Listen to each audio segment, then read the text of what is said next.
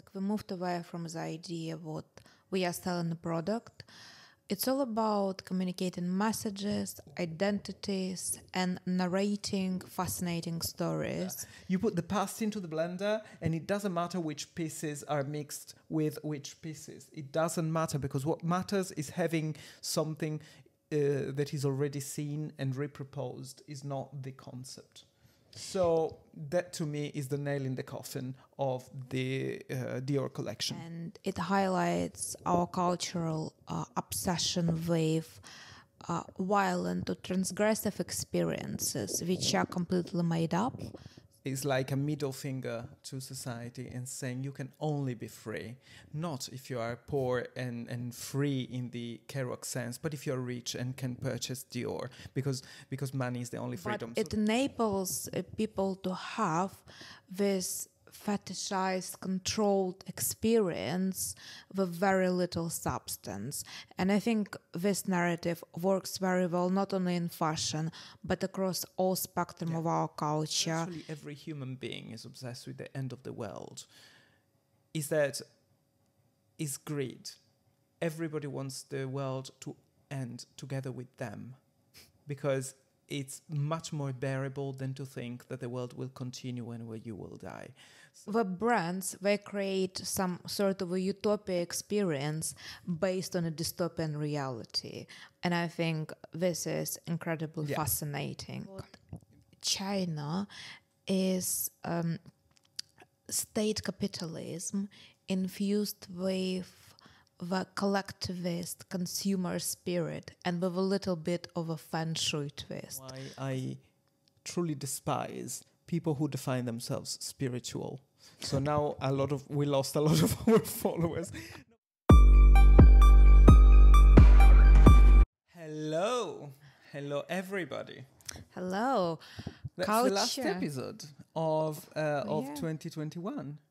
Indeed it is. I can tell by your outfit that this is like something to celebrate the end of the year, even though you're Russian, so for you Christmas comes in January. So that's a different story. Yeah, I think New Year is the day for me. But why don't we celebrate every day, right? Exactly. I think that's the spirit. The first on the list will be Dior on the Road, where we will review latest Dior Men collection. Now next topic is Chanel supply chain crisis. We will speak about new store opening for Balenciaga in Berlin, and generally the aesthetic which Balenciaga is communicating in its visual merchandising. And we will wrap up with a review of this year in our top 5 events. Yeah, top 10, 5 and 5 each. Yes. Events in the world, especially with a specific attention to fashion, but not only fashion in 2021. Yeah, well, here we go. Let's see how bad the culture's been lately and this year. Dior Men collection was inspired by Jack Kerouac book On the Road. And I find it incredibly fascinating thing to talk about today, because fashion likes to take inspiration from various sources, and it almost became a way to market the products and brands today. We really, at least to me, it looks like we moved away from the idea what we are selling a product. It's all about communicating messages, identities, and narrating fascinating stories. And I feel like we are moving more and more into that direction. Kerouac book is about post-war America and subculture movement of beatniks and how we are lost and looking for their identities after the war. The whole generation of beatniks and their idea, their philosophy was about not being attached to things, not being caught in a commodified lifestyle experience, but actually trying to find some other life purpose and maybe meeting new people all the time, discovering something about yourself and so on. And so the show for Dior started with a huge role of the actual manuscript, and basically as a myth, what Kerouac, he wrote the whole book in like very short period of time. Yeah, like 20 days. Yeah. Yeah, which I think is just a made up story. But essentially, because he didn't like to change paper in a typewriter, I think he found a way to attach one piece of paper to another one. So it's like turned into endless roll of paper. And this is how the actual runway show did the design. There was a huge roll of paper with the entire manuscript on it and the models walking on it. But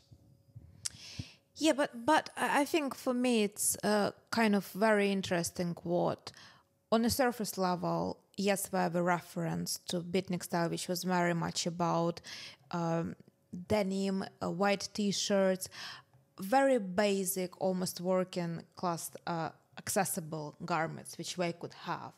Whereas the Dior collection, it really was very Dior. It was very Dior. Yeah, it was very Dior. It was very excessive and luxurious and frivolous collection. But in reality, I think it completely disconnected from the narrative. And I think this is exactly what fashion does. Every single time, it decides what this collection or this photo shoot or this campaign or this story will be about the subculture. I think that's what I kept thinking while reading the... And by the way, we didn't talk about this before, so we sort of got to similar conclusions from two different sides. So what I think is that it's not just... First of all, it's not fashion, it's postmodern fashion that does that. And postmodern creativity, generally speaking, is about quoting things from the past, destroying the hierarchy, any hierarchy. So one collection is going to be inspired by Kerouac, the next collection is going to be inspired by McDonald's, etc., and everything is equalized because the concept of hierarchical knowledge, low and high, is destroyed in postmodernity.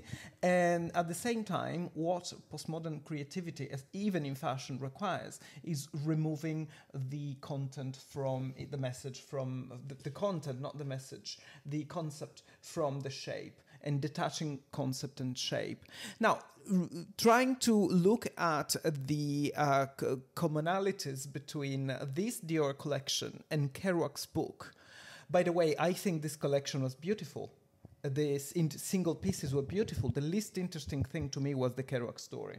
So the very inspiration was the one thing that was not interested about at all, precisely for the reasons you say. Now, looking at the similarities between the collection and Kerouac would be like looking at the John Galliano collection inspired by the Catholic Church and finding theological meanings in the garments. There are none, because the point of it is to take an inspiration with strong visuals, removing the meaning and using the visuals without their meaning. So in a way, that's what postmodern creation does. And I want to stress this thing about postmodernity, because we always had creators, even in fashion, who looked at the past to reinterpret the present. But the hierarchy was maintained. For instance, Mariano Fortuny in Venice, in the 1910s and 1920s, yes, he was creating things inspired by ancient Greece, but was always ancient Greece. He would not change his mind all the time. That was the one model that he was looking at. Exactly like for the Renaissance, the model was always antiquity. But in postmodernity, you do use the past, but you put the past into a... What's the name of that thing that you... blender. The blender. You put the past into the blender, and it doesn't matter which pieces are mixed with which pieces. It doesn't matter, because what matters is having something that is already seen and reproposed, is not the concept. So that to me is the nail in the coffin of the Dior collection. Interesting.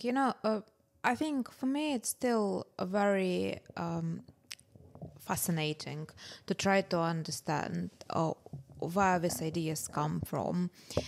And because I still see this disconnection between whatever the inspiration was and the fashion, I think it actually, if anything, it completely distance the idea of this aesthetic of a beatnik, which can be, even if we take the meaning away, we look at the visual side. And I think, if anything, it distance, because beatnik was very easy to replicate, whereas Dior is only available to a few selected consumers who can consume it. Yeah, no, but I totally agree with this fact that by the very fact that Dior is remaking Kerouac, there is a betrayal, because Dior is always going to make luxury.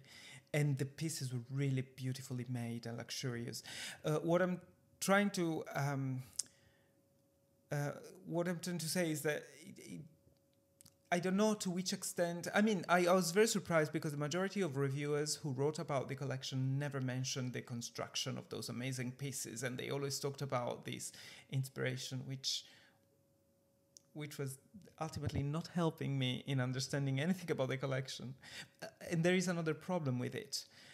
Now, Miuccia Prada often finds inspiration in art, literature, cinema, etc. But the way she does it is extremely sophisticated and subtle. It's never obvious. I remember in 2014, she created this amazing collection entirely inspired by a German director, Fassbinder, and especially a movie, Petra von Kant, The Bitter Tears of Petra von Kant, one of the most amazing movies ever made. Very strong in terms of aesthetics, very decadent. Miuccia Prada used that as an inspiration, but unless you know the inspiration, you are not able to tell that was the inspiration, precisely because she reworked the original inspiration so much that it was not copy and paste, was actually a real inspiration. There was a philosophical link between what Miuccia Prada was doing and what Fassbinder was doing. What was not there to be found was copying. Was not copied, was reinterpreted completely. In this case, was very much the attempt of copying the shape in a way that seemed like a platitude to me. With the manuscript, I mean, what an obvious way to do it. Yeah, but this is exactly my point. I think it's not about the message in the end or the visual aesthetic, because collection was very Dior, like we identified. I think what Kim Jones in this collection decided to achieve, he decided to communicate the idea of a beatnik philosophy being ultimate expression of freedom and finding some liberation from societal constructs which dictate people what is the ultimate way to function. But I think this is all on a very surface level, and it highlights our cultural obsession with violent or transgressive experiences which are completely made up. So like horror movies or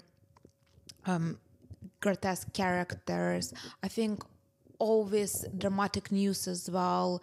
No, and also, this is extremely true, also the fake sense of rebellion.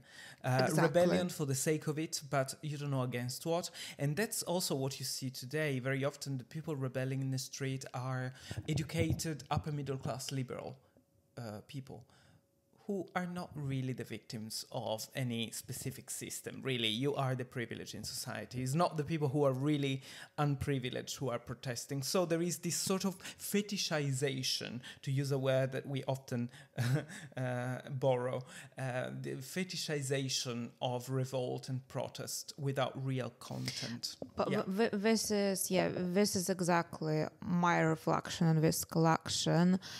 It's sort of a aesthetic appropriation of an experience without real factual narrative. It's all just for the sake of looking like something is being experienced which goes against the main narrative, and in reality it's extreme form of compliance. And it also highlights the distance of a consumer from the society who would experience this feeling. Whereas this experience saying, buy into Dior collection, wear this garment, and you will feel spiritually liberated. You will find some sort of a new identity. When in reality, you will just acquire another item in your wardrobe. There's no authentic experience behind it, but it enables people to have this fetishized, controlled experience with very little substance. And I think this narrative works very well, not only in fashion, but across all spectrum of our culture. Open any news source right now, it's all some sort of a alarming stress of a panic, and people like and click on it again and again. If it wouldn't be selling, we wouldn't be seeing a world like this. We like to experience extreme, but without any real consequences. Yes, or the that's obviously, or the message is even worse. It's like a middle finger to society and saying you can only be free, not if you are poor and free in the Kerouac sense, but if you're rich and can purchase Dior, because money is the only freedom. So that's the other side of the coin, which is quite daunting as well.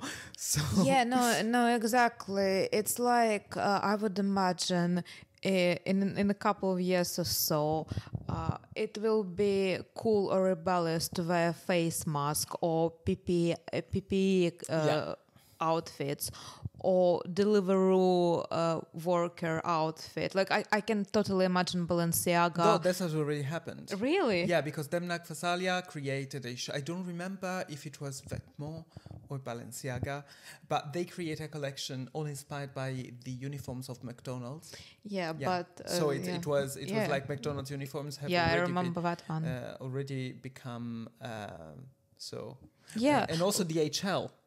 The DHL collection. Yeah, I remember that. Yes. But yeah, essentially, once we over the pandemic, I mean, at some point we will, but I'm sure wear a face mask in a public place will become some sort of an act of rebellion or some sort of a signifier what some superior truth which no one else is aware of. Yeah, the fake rebellion of somebody wearing DHL or was the other Deliveroo.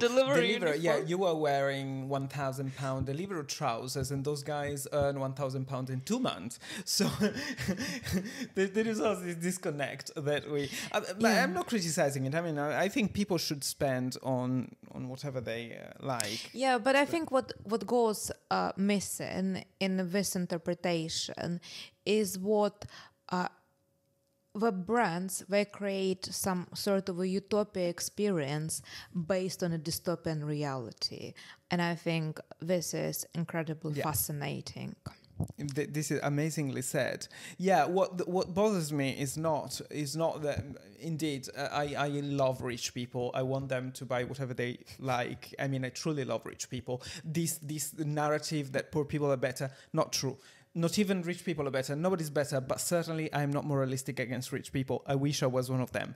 So the point is, I am happy for them to buy whatever they want. What I'm not happy is when there is this sort of misconception of this sort of pretending to be the oppressed or pretending to be left out of this of the system when in fact you are the privileged one. So don't cover yourself with a fake rebellion. That's the only thing. Just embrace your situation. And also I think it's very kind of seems to be a very safe choice to embrace a narrative of beatniks, for example, and it's sold to us in a beautiful way, like liberate yourself, find your true purpose in life, experience unhinged lifestyle. But let's not forget, Kerouac died of alcoholism. So essentially, he didn't live up to this freedom, liberated, and some sort of a spiritual enlightenment infused lifestyle. So I think we should also take all these stories with a pinch of salt and just see it for what it is. It's expensive clothes sold under a very, very mixed message narrative.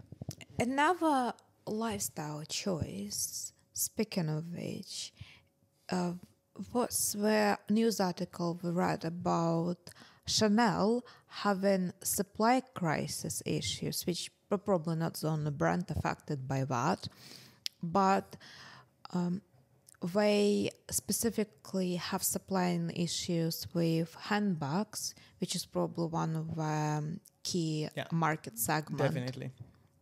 And the key market segment, apart from beauty, I would say.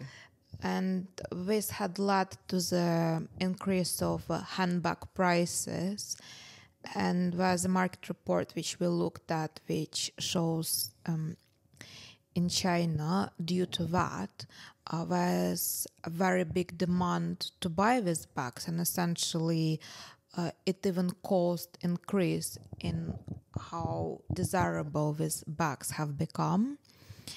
And through this article, we went down the rabbit hole of all the news associated with that and discovered a new Chinese TV series called Nothing by 30. Drippy, I have to confess, I watched a couple of episodes. Wow. How was it? It was very fascinating because it really focused on the consumer goods. It's a very typical TV series, a very simple plot. You have a bunch of women who are about to turn 30 and they're trying to figure out what they're doing with their lives. Like some of them are married, some of them are not. But there's obsession across all levels with, I guess, what you would call middle or upper middle class aspirations.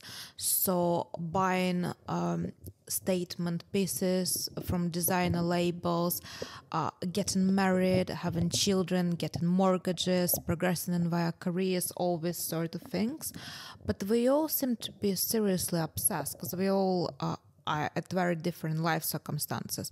We all are absolutely obsessed with handbags, and there are a lot of narratives because one of them works as a sales assistant and she actually sells bags, and the way she sells it, she presents it as some sort of ultimate female dream or ultimate opportunity to identify with. Have you ever been a sales assistant? Yes, I had. In a luxury store? Not in a luxury, no. Right, because I have. Right. And one thing I can tell you is actually two things. One is more anthropological. When I was a sales assistant, the first thing I would look in my client was the handbag, because we live, especially it was about, I don't know, in 2012, 2013, that's when I was a sales assistant, and before that.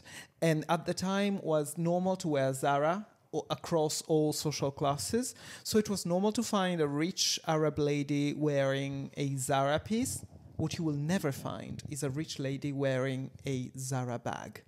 So fast fashion is worn by pretty much everyone. And not now, probably, because there is a new stigma for sustainability reasons. But at the time, across all social classes, women were wearing fast fashion. What they would not relinquish, what they would not buy fast fashion essentially was the handbag. So my way of knowing if my client, because I worked on commissions, of course, so it was very important for me to identify the rich clients from the poor clients or the clients who did not buy, was to look at their handbag. And you become an expert in detecting fake handbags when you are forced by necessity. And therefore, I would look at the handbag and I would invest more of my time in clients with more expensive handbags. It doesn't sound fair, but so it was not fair that I was a sales assistant. So sounds like you developed a lot of transferable skills, Jude. Exactly. No, definitely. And this is one thing. The other thing, obviously, I was joking about, but I did look at handbags to understand what type of woman I had before me, because the type of woman that carries a Bottega Veneta is not the same, at the time especially, is not the same woman that carries a Chanel, because Bottega didn't have a logo and nobody knew Bottega, so it was much more shy luxury as opposed to a bag with a logo, which is not shy luxury. But the other thing is that when you are a sales assistant, you end up desiring the same things that your clients buy, and you crave what your clients buy. You don't have their money, but you have their dreams. You share dreams with people who are much richer than you are, and that can become very frustrating for a sales assistant because they want to possess what their clients have. Chupi, guess what? This is very much the narrative of this TV series. You see, I didn't watch it. I mean, but I've been there. I have been there. I never had the joy of working in luxury store, but I've been a sales assistant, and I think this is an experience everyone should try in their life. I agree. Very interesting experience, yes. Develops so many skills, and it gives you a very good understanding of social dynamics in our world, and it highlights what shopping and ultimate store experience is not about functionality or satisfaction of need. It's something beyond that. It's very psychologically driven, and it's also about status, resources, and self-identification.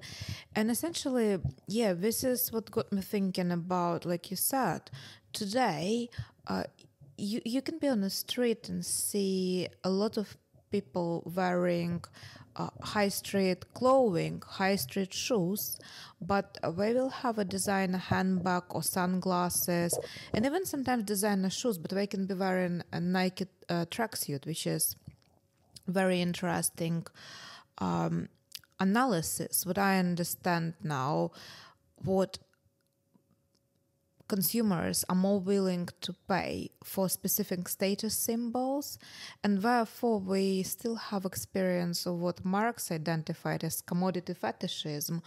We are paying for a lot of products in the market, not what their actual value is, but how much we sort of symbolize the symbolic value, essentially. I think Marx got something right there. I do think Marx was a great, very good at understanding society. What Marx was terrible at was suggesting solutions to the problems. But the analytical work that Marx did was great. The solutions are totally appalling, but for me, I don't know, you are Soviet Union, so you're a communist. That's a different story. But I'm not. I'm wearing red after all, Drupi. You are I'm wearing red. You are wearing party. red. I would see if it would be a Balenciaga interpretation of this dress would be the same thing, but with the symbol of sickle the hammer and sickle. Sickle. In the front. Well. So, but this idea of handbag, this idea that you bring about of commodity fetishism makes me think about one thing that happened this week, which is that one American artist, you know what NFTs are? Non-fungible tokens. Non-functional tokens, which are essentially, I'll say for our listeners, are digital objects which cannot be used, and their only function is to be exchanged. Okay, they have a value, but they have no use. And this artist created a collection of meta Birkin. So the Birkin bags, but meta, and he's selling them for like £18,000 online. It's something abysmal. It's something unbelievable. And he did it stealing the product, essentially, the intellectual property from Hermes. This time I didn't see any post by Diet Prada denouncing the guy copying Hermes. The opposite would have been all over the website, but this one, no, this was not. So the idea was to create, and he defended himself by saying, but this cannot be used as a bag. So you cannot say to me that I have used the bag because I used an image of a bag.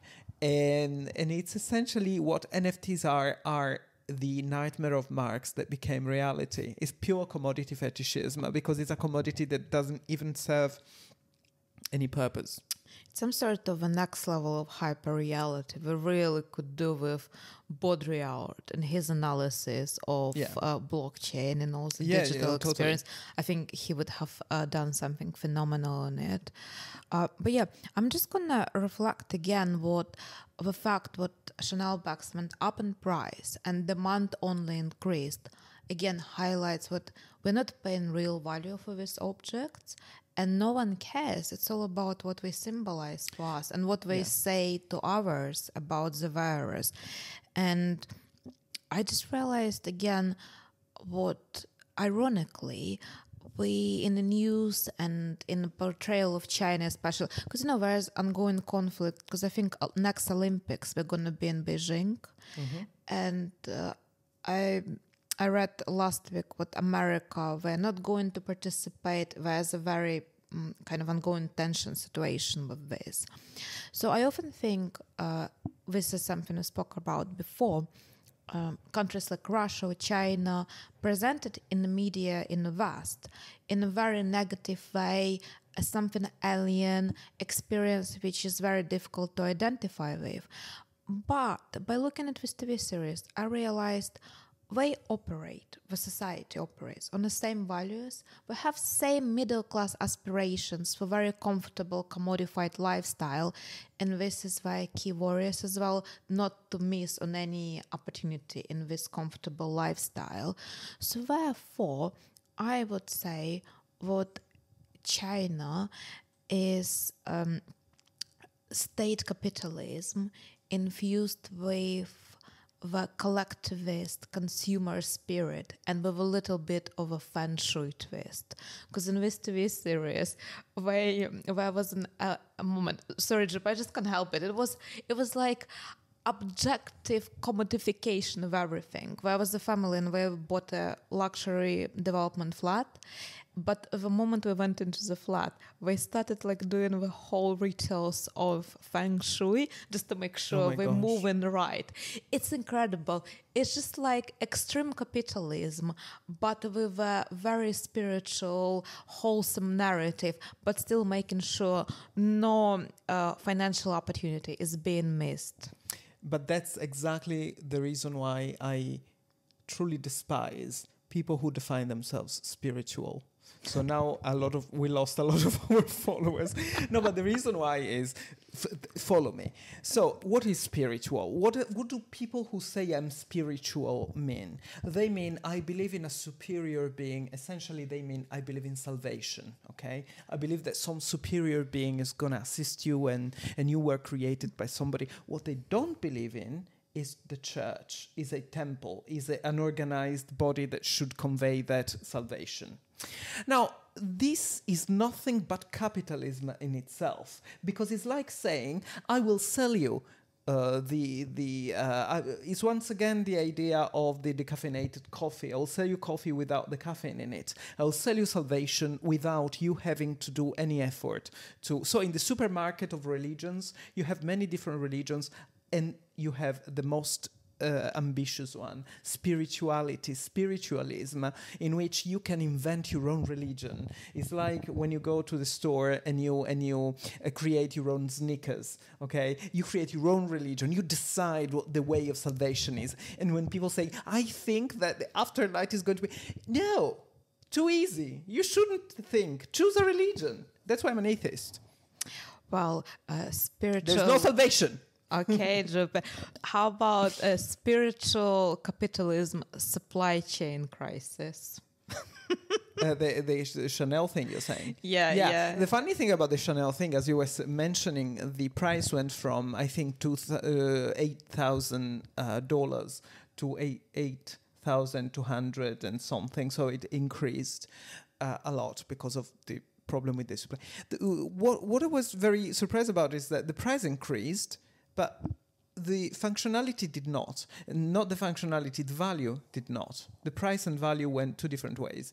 The value remained the same, but the price increased.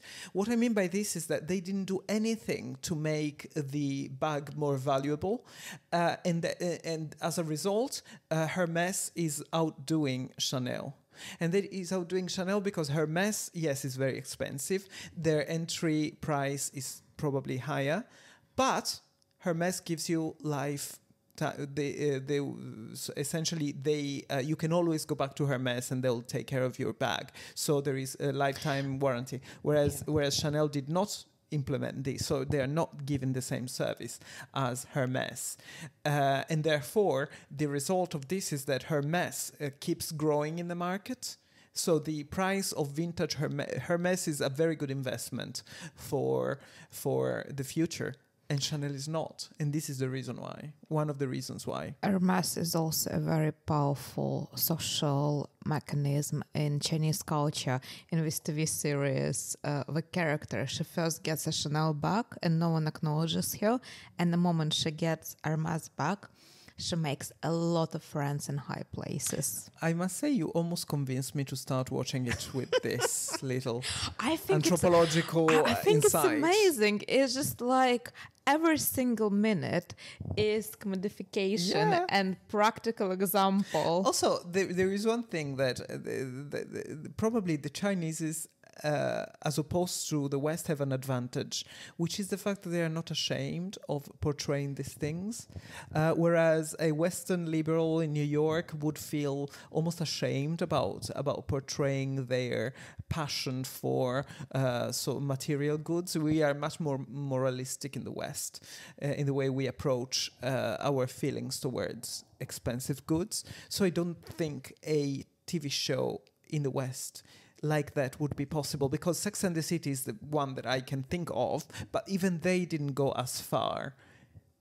By the way, speaking of Sex and the City, have you seen the... Nobody's on my list. It's on my list. I can't wait next time, because I haven't seen it either, so probably next time. And we can also speak about Spencer next time. I want to watch it. Right, okay, Drew. How they portray Diana. Yeah.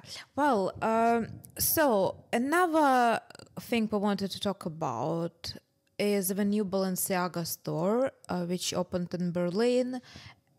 And from pictures I have seen, it's very similar to the one in London on Sloane Street.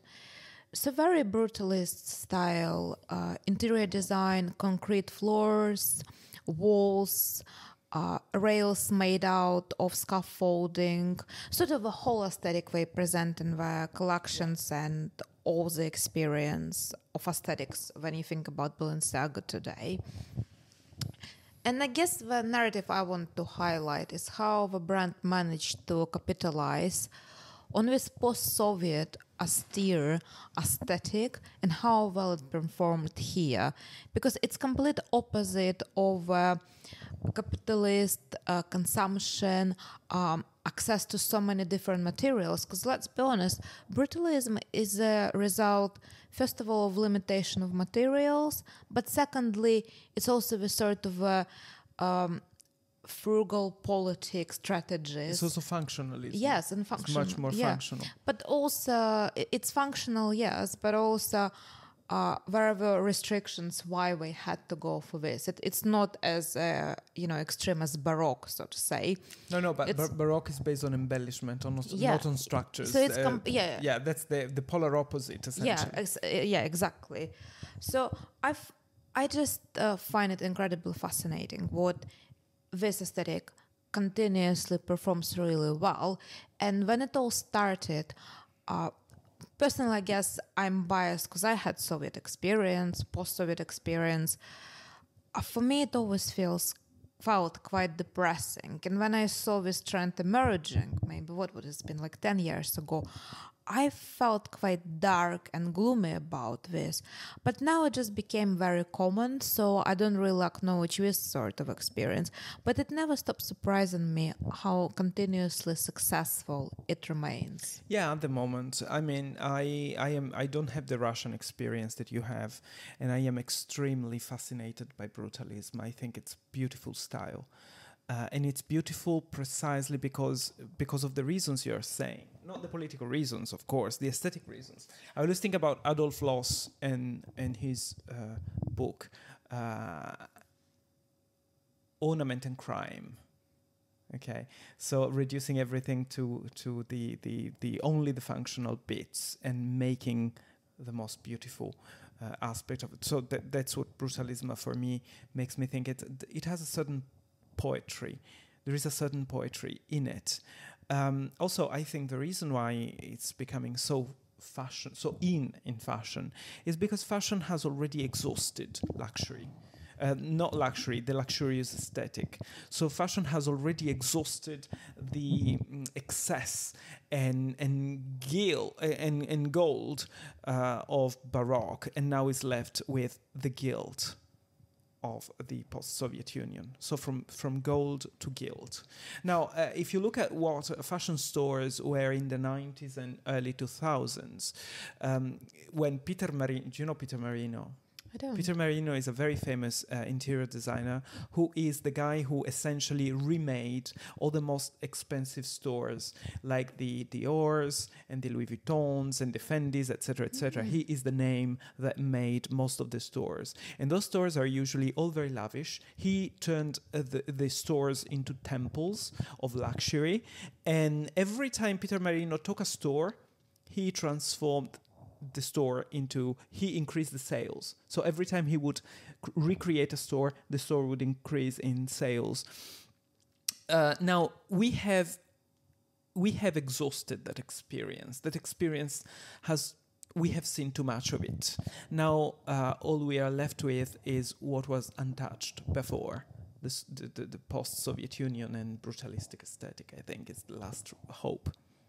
I mean, and also we have already. We can move on to bungalows. So next, next is going to be North Korea. Remember? Oh yes, yes. The leather coats. That's our prediction. Very, very fragile, probably constructed houses. Well, I guess it's still. I'm sure there are many places we can get inspiration from. We probably don't think about them first. But I think what still strikes me is for how long it's been going on, and it keeps on coming back, and Balenciaga keeps on exercising this aesthetic. But I do think it works well. Like, I actually agree with you. It does look very aesthetically fascinating. And probably it also captures the beginning of our conversation about the sort of a dystopian or apocalyptic style, because you imagine this sort of decor to be very suitable for a sci-fi movie or novel or some sort of end of the world scenario, and in a way it's a projected reality of what's happening in the world today with news and pandemic and constant state of panic. So probably it's a perfect visualization of a lived experience of all of us today. Yeah, of the downfall of our society.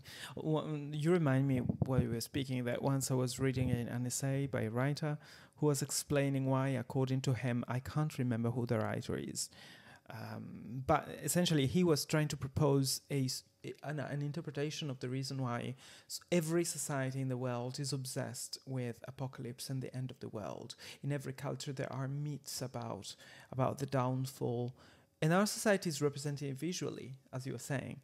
So his answer to this riddle was that the reason why every society, and possibly virtually every human being, is obsessed with the end of the world is greed.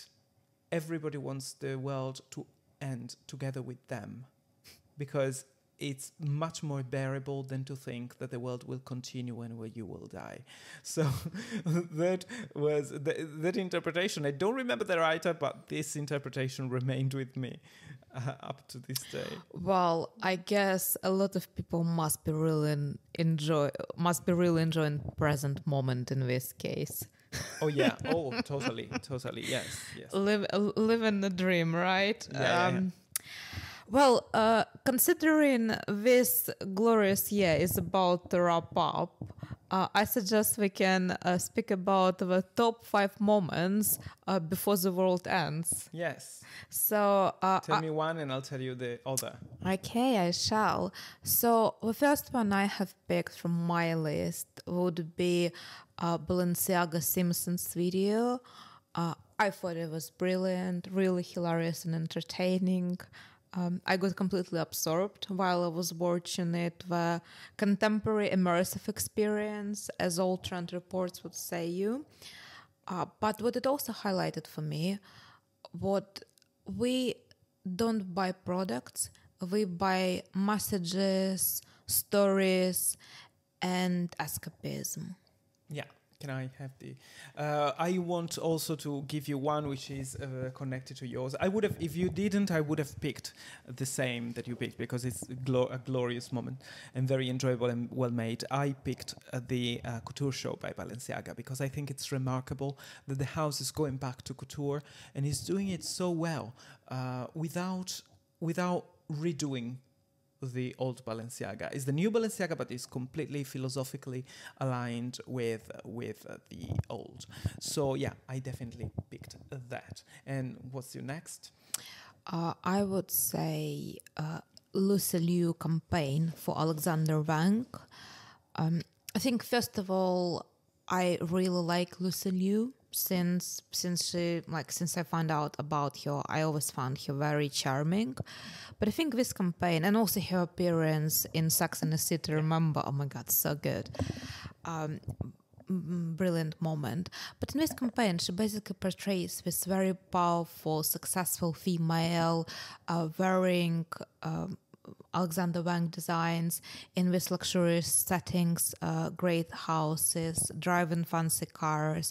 And I just thought, again, it's quite ironic how the brand is capturing very specific segment of a market, which is, again, Asian market. And it projects this narrative of a successful, empowered woman. And after watching this TV series again, it only builds the link for me to understand what this is something which consumers would buy really well as an idea there. Yeah, I also love Lucy Liu. Probably much more than I love Alexander Wang, but who is also a successful woman. But my second would be the Met Gala looks, especially 2 highlights. Lil Nas 3 looks by Dior. Lil Nas didn't stop amazing us with his looks. I think he's got a brilliant strategy for fame. And the 3 looks he went at the Met Gala with were so representative of Versace, but also so representative of what he does with looks and with music and with his appearance. So I think that was definitely a moment to remember. And the other one, I could have picked many things, but I tried to avoid things that we have discussed before, except the Balenciaga collection. And the other one was Kim Kardashian Balenciaga look. Because Kim Kardashian is probably, it's the woman who, I'm simplifying a lot because the trends are usually something very complicated, the way in which trends come about. But I will simplify and I would say that she is the woman who single-handedly changed the body shape that was considered cool for women in recent times, proposing this extremely tiny waist and extremely huge butt. And after having been so visual, she renounces to visual displays and hides herself behind a black catsuit. And I think this was great from Kim Kardashian. So those 2 looks are my second highlight. What's your third? My third would be a bit of a diversion from fashion, But there was a Charlotte Perriand exhibition at Design Museum, which went on this summer. So she is a modernist furniture and interior designer. And for me, that really was a great exhibition because you could try all the furniture. It was very like touch friendly, which is very nice experience for an art gallery. I think different from most of the time, like don't touch, don't look, don't breathe. But also simultaneously, it made me realize how much modernist aesthetic is present in our everyday life experience, from fashion to lifestyle products to interior design. It's quite incredible, which probably even a lot of trends and like we were speaking about Bottega Veneta bags when back like 15 years ago, if you had one, no one would knew because it was some sort of this discreet luxury. Yeah, discreet luxury aesthetic. And I think it's incredibly fascinating how we haven't really evolved to uncover better aesthetic taste than what modernists have created in the beginning of 20th century. 100% agree. Yeah, I'm also amazed about that. But that is because postmodernity is not about going past modernity. That's why every definition of postmodernity links always back to modernity. Postmodernity, liquid modernity, hyper-modernity, everything includes the word modernity. So we will not, until this era ends, we will not propose a new formula. But I completely agree. My third moment is Prada. Prada's. I sense something is changing at Prada, and I started thinking this when they hired Raf Simons and the Shanghai show with Raf Simons and Miuccia. I think they manage my opinion is that they cannot suffer each other. Really? Like yes, because she is a woman with a very specific vision, and sadly nobody in the world can do Miuccia, except Miuccia. So, La Signora.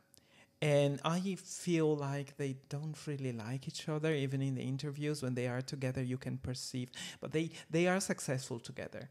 And also he copies a lot of what he does for Prada in his own collections, which is not a good move. And I don't think she's particularly going to be pleased about it. She's not pleased about that.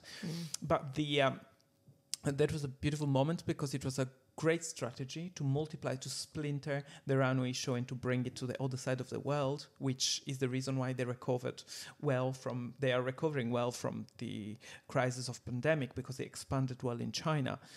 That was very savvy to create two shows, one in Milan, one in Shanghai at the same time.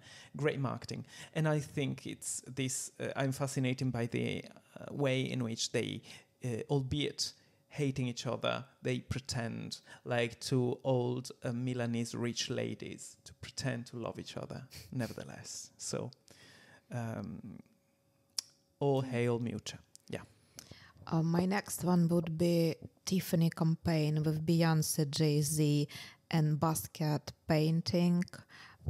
I thought the campaign was really ugly, the way they dressed and styled them. Like this dress, which we probably needed to oil Beyonce up to squeeze into.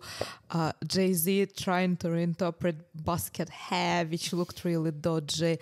And then I guess we had to go into a lot of effort to find this painting, which replicates the Tiffany turquoise color.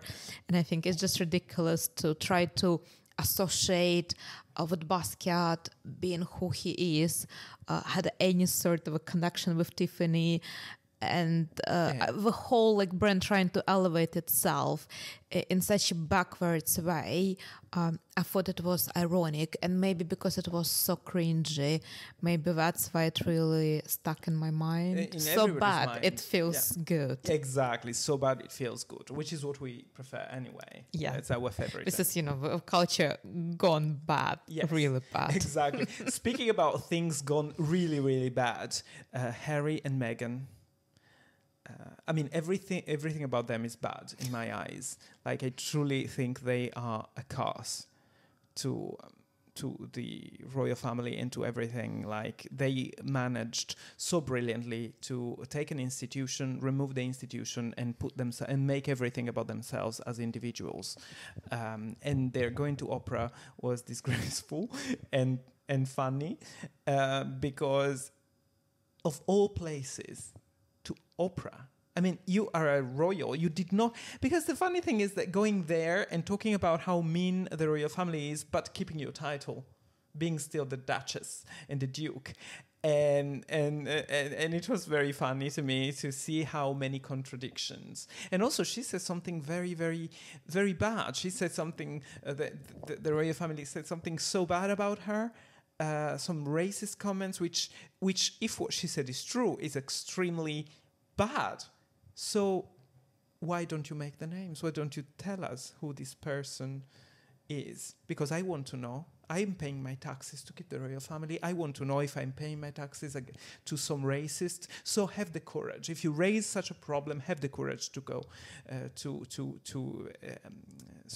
be a real hero, not to keep the ambiguity. I think that was a cluster of contradictions, which was so bad that I found even amusing. Wow.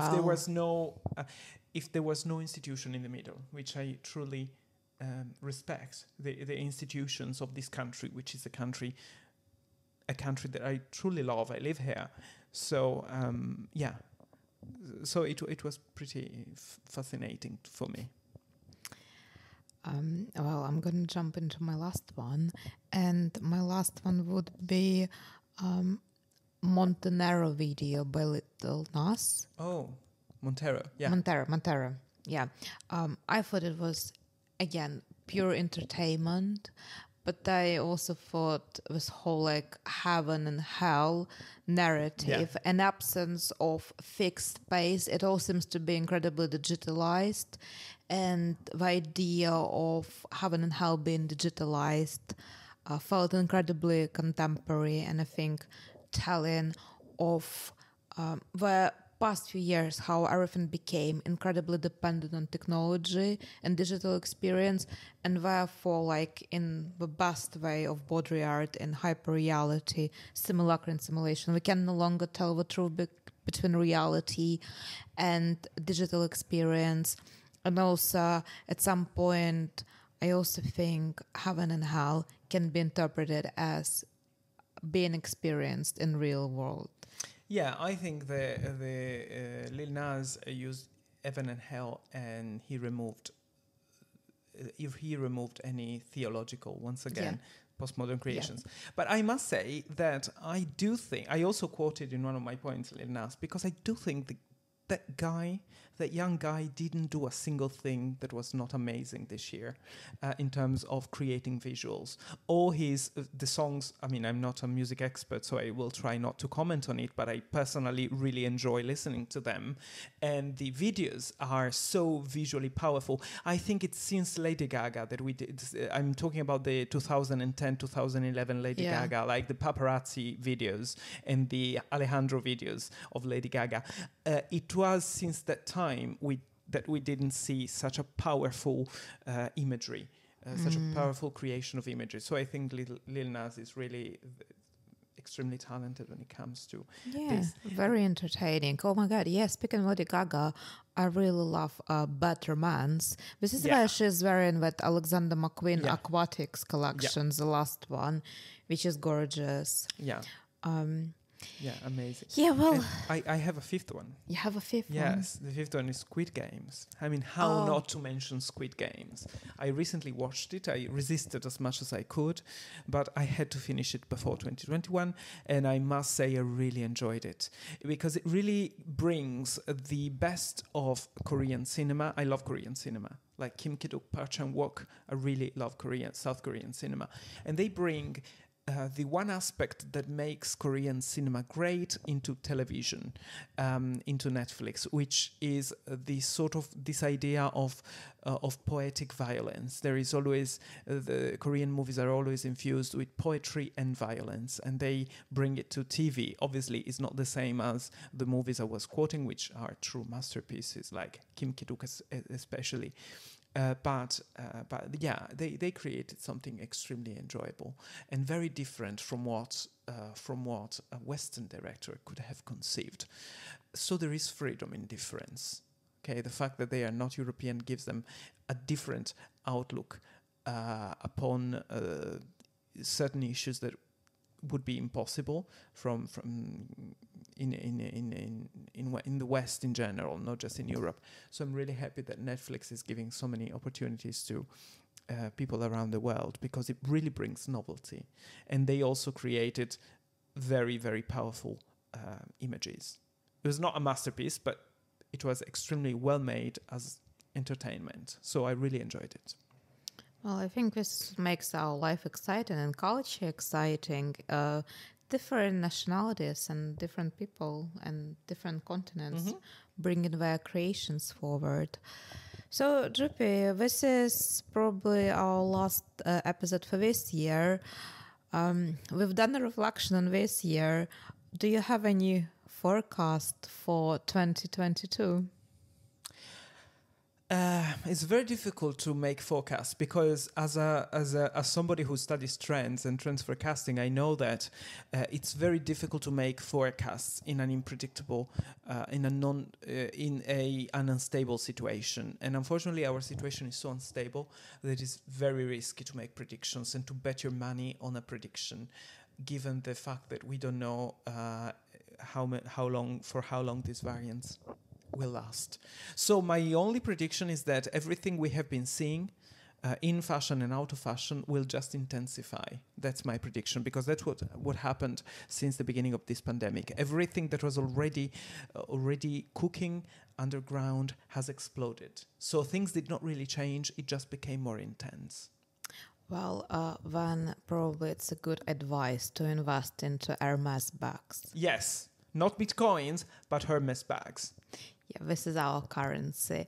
I just wish next year brings us more scandalous stories, grotesque characters, and fashion hypocrisies, because it will keep us going. Exactly. But I think we will be content. We will not be disappointed. I think there is no way to be disappointed, because I have zero expectations for anything. Very good. Well, with this, with this, culture gone bad says goodbye to 2021. And Happy New Year.